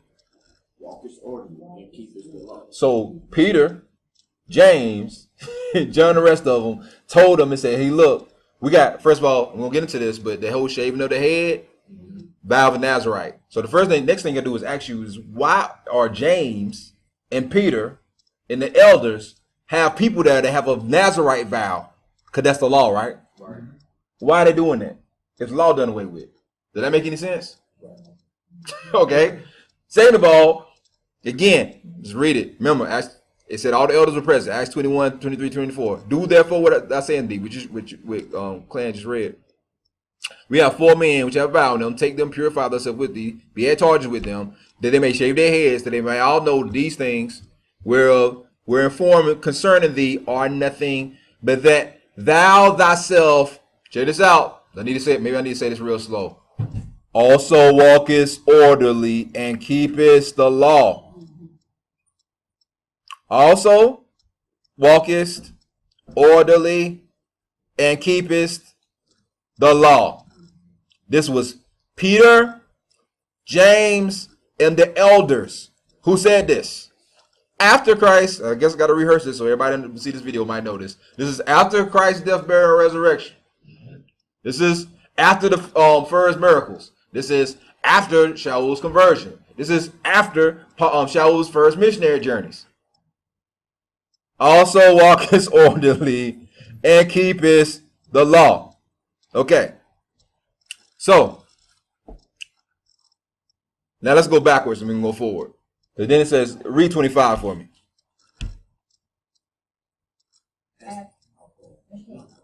As touching the Gentiles which believe, we have written and concluded that they observe no such thing, save only that they keep themselves from things offered to idols, and from blood, and from strangled, and from fornication.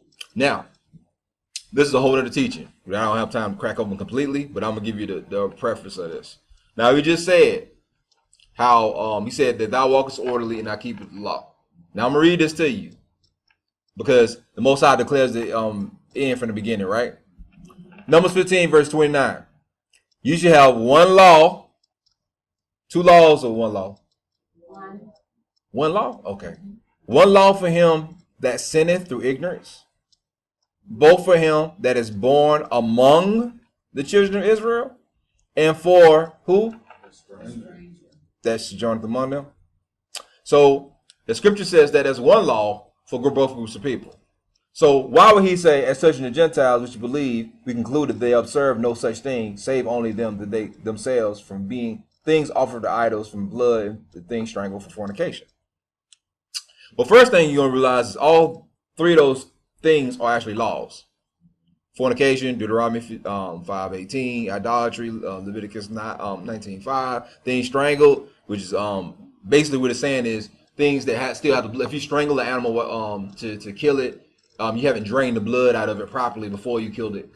The concept is to get all the blood out of the body before you try to eat it, because you can't eat anything with blood in it. Scripture says eating foods with blood in the life is in the blood. It's abomination.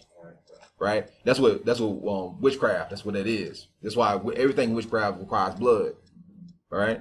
And things strangled with blood. All these things are laws. So of course it can't say observe no law, but do these laws. Right. Two different things. So you gotta get the context. So I'm put the context in here. Right? So we just read that was Acts 21. This is Acts 15. Acts 15 give you the whole concept. Acts 15, 19 through 21. Wherefore my sentence is, remember what I told you, if you read that whole chapter, it's talking about circumcision. And how's the issue? Okay. We trouble not them which are among the Gentiles, which are turned to Elohim. But that we write unto them, that they might abstain from the pollution of idols, and from fornication, and from things strangled with blood. Why?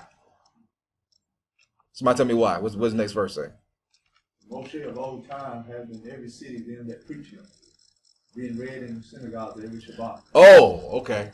So he said that directly from the apostles, we're not going to trouble them that they do all these things. And it says, for Moses is preached in the synagogue every Sabbath day. So in other words, there's somebody that's going to teach them to do these other things, right? We don't have to have orders that come down directly from us, right? It wouldn't say for Moses of old time in every city. And to tell you the truth, if you read in the text, you'll see that's what was happening. Shaul will go to all these places, and all them places there'll be a synagogue, and he would go into the synagogue and do the teaching. And he would teach, and there will be Hellenistic Hebrews that would come in. There will be sometimes might even be true Gentiles that might come in and learn. That's how Cornelius. Why do you think the scripture says that Cornelius? He said he gave alms. You give alms in the synagogue or the temple. So Cornelius would go into the temple and giving alms and all that kind of stuff in the Most High. I was like, man, this brother right here, the scripture says there was a memorial in heaven because of him. This is a Gentile. There's a memorial for this brother. And it's like, so he said, man, send Kepha. And then Kepha went to him, preached the gospel message to him, and then Ruach fell upon them, and they was like, whoa, Gentiles can receive the Ruach? Right? He was like, man, this is a thing. Like, we know this is a thing, kind of deal. It's like, all right, so what then? Said, can we forbid them to be baptized? No. Baptize them. So he baptized the whole house. So the whole house received the Ruach, and they all and they also were baptized. So we see even in that concept, the reason why he knew those things because he was going to the. It's no way a Gentile would know anything about the faith of the Hebrews unless he's going to the synagogue, right? And we see other people like Jairus. The scripture says he joined himself to the synagogue. All these other people, Gentiles. But say how to say this. So what he's saying is, and if you study the original format that we got, the Torah, we didn't get all the 613 different laws all at once. And the reason why I throw out 613 is because we know 613 laws don't apply to everybody.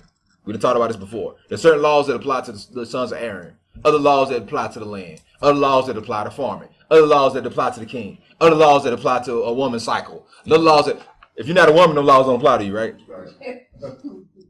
All right. So people, they quote, 613 laws to scare you. Like, man, 613 laws. There's no way I can keep them, right? Then you get up in the morning and you use your driver's license to get in your car and you drive down on the right side of the road between the lines, stop at the stoplight.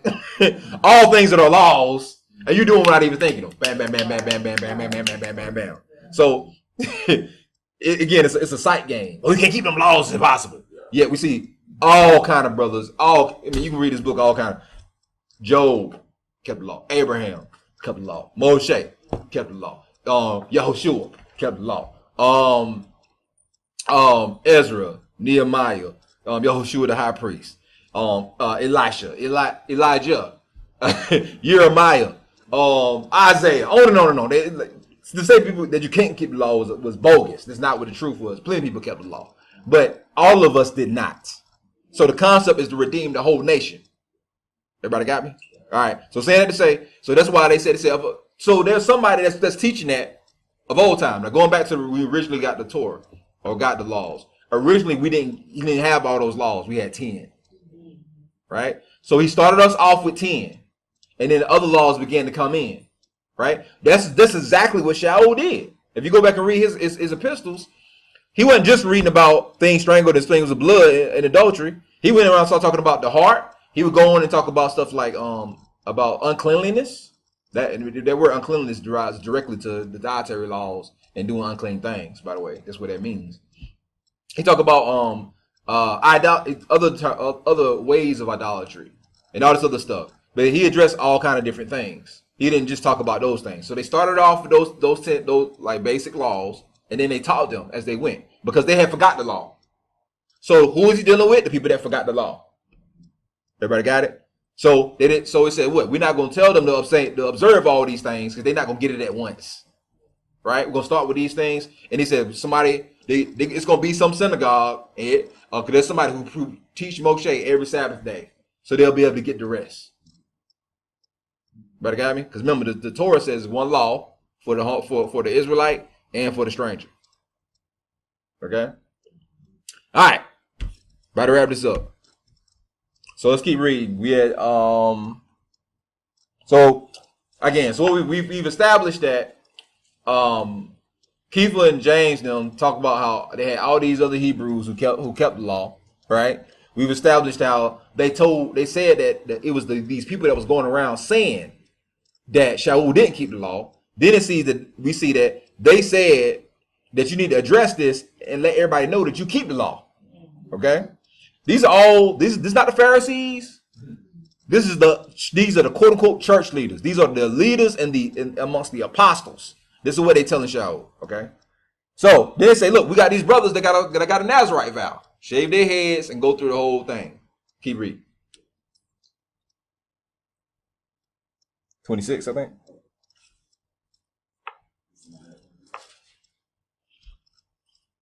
Got it, Brad.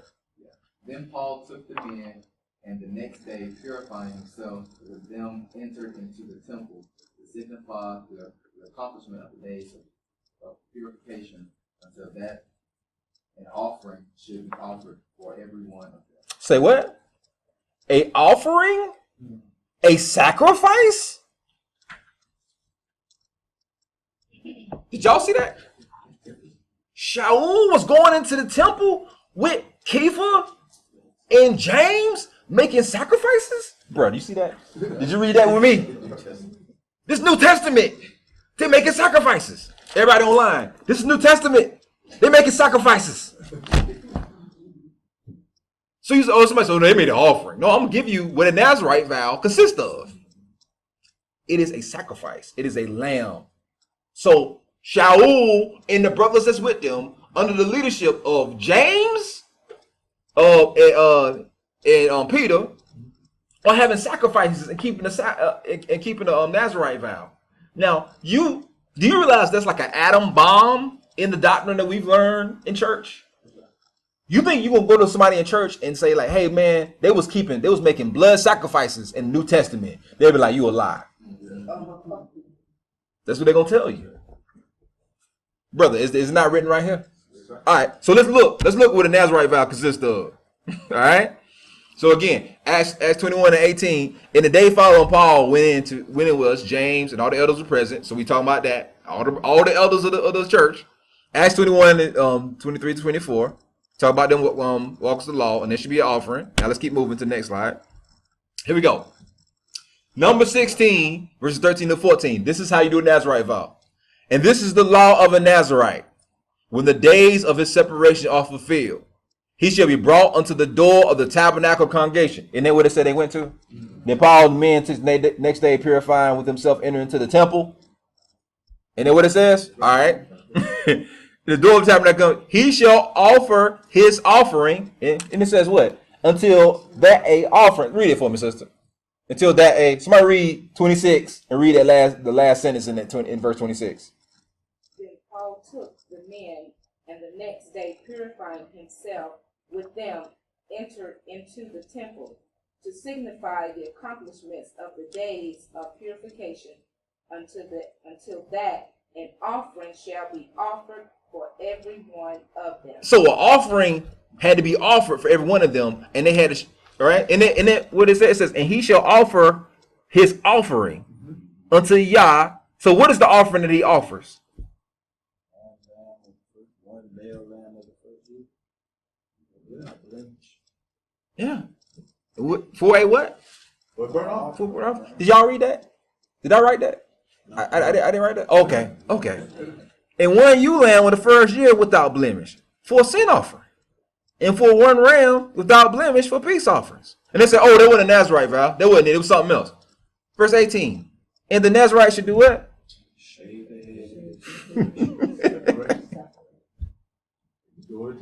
At the door of the tabernacle. So what did they tell Paul to do? Hold on. Let's go back. Verse 24. No, verse 23. Do therefore this what we say. We have 4 men which have a vow on them. Take them, purify themselves, and be at charges with them, that they might what? Shave their heads. Now we can pretty much. That's pretty much a wrap, right? Mm-hmm. So you mean to tell me they was doing blood sacrifices in the temple? They was keeping the laws. After Christ's death, burial, and resurrection, after the first miracles in the organization of the church, after the first after Shaul's conversion, after the first missionaries journeys of Shaul, Barnabas, Silas, all them, and they meet up, and they finally go to Jerusalem, and they doing Nazarite vows, and they making blood sacrifices in the temple, but the law's done away with. We just read one chapter. This is one chapter, right? One chapter. We ain't even gonna finish it. So again, now y'all think, now what am I saying by this? People online say, "Oh, we ain't doing no blood sacrifices." Of course you're not, because you only do blood sacrifices in a temple. There is no temple right now. Okay, so you don't. And again, which is why when he returns, we're gonna start back doing the blood sacrifice. If you read Ezekiel, you read the last couple chapters of Ezekiel. It talk about Ezekiel prophesied to return the temple, and he's talking about how when Mashiach dwells amongst the people, he dwells amongst them forever, and it's this future time. And they talk about how the Levites will be instituted, and they have blood sacrifices, and they anoint the holy place, and all that kind of stuff. It's in the text. This is the future time prophesied by Ezekiel.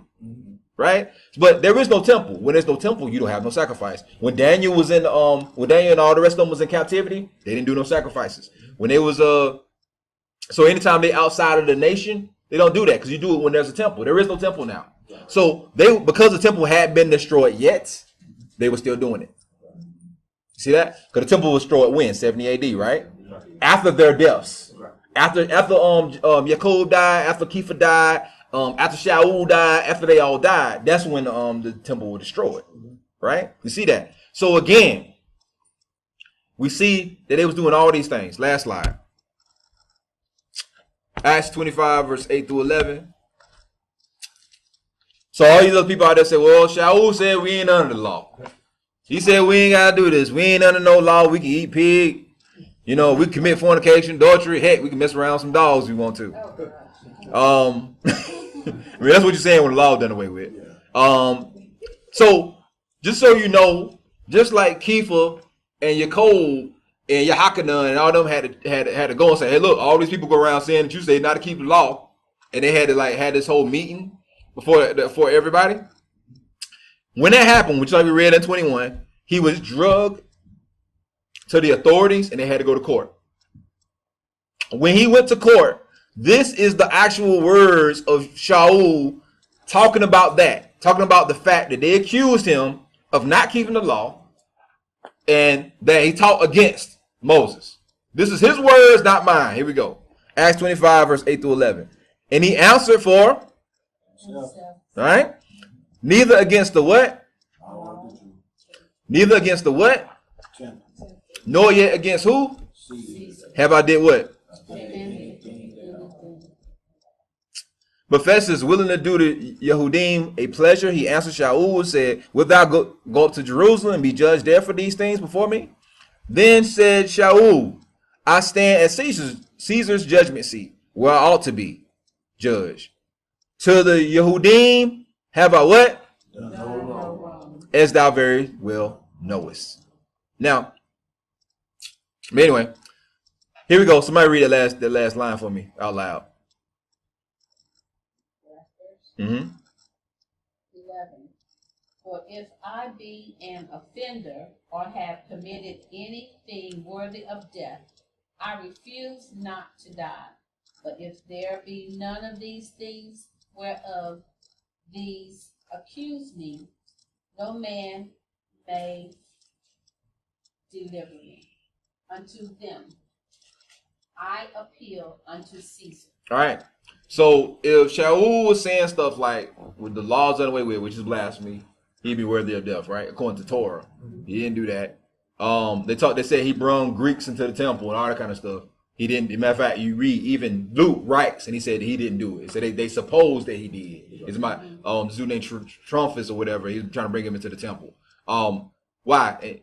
Why is that even a thing? Why is Luke writing about that? Because even in the future, if you go read the text, when everything's restored, the Gentiles don't come into the temple.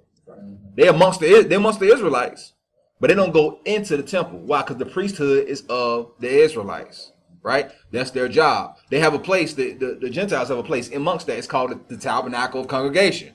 So they come into the tabernacle congregation. But going inside the temple is for the nation of Israel. It's their job. They're the priests. This whole thing about people say, we're royal priesthood, holy nation. Let's say in church.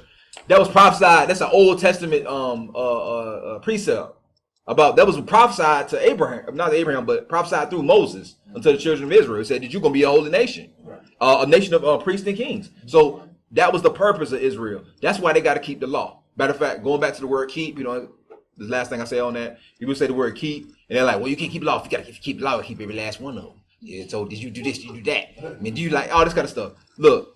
The word keep means to guard, right? So when it's saying we didn't guard, when you haven't kept the law, that means you didn't regard it in your mind. You didn't accept it as being righteous, and you didn't apply yourself to it. Because if you guard something, it's like you're protecting it. It's precious to you. Something that something that you love your family. You protect your family. So people protect their money. They're ready to kill you over some money, right? Some people, in certain cases, they might kill you over their shoes. You step on their shoes the wrong way. You know what I'm saying? But saying that to say, so you guard that thing. That's the thing that you guard. So we as a nation of people in the past, we've loved the law. The law has always been something that, you know, that we looked at as a honor. It's supposed to be a light to our paths and, you know, lamp to our feet.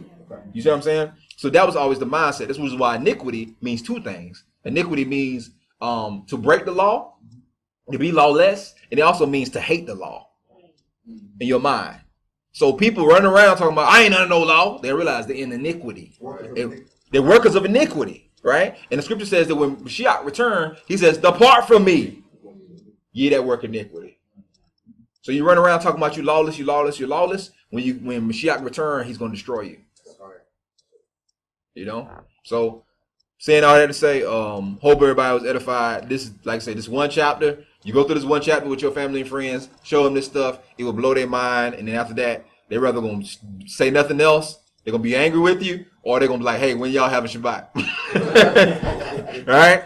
So shalom to y'all, shalom to the family, shalom to all the brothers out there, and all the Akis and Akos, and everybody that support us, and we praying for everybody that we moving forward and in this faith. Shalom.